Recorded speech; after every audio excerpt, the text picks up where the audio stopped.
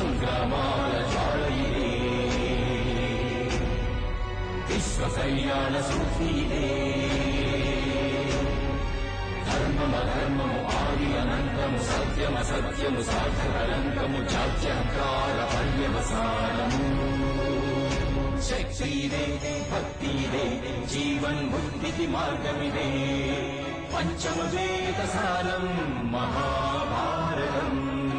కృష్ణుడు చూపిన లీల ఇది జీవన వేద మార్గమిది గీత జనించిన క్షేత్రమే ఇది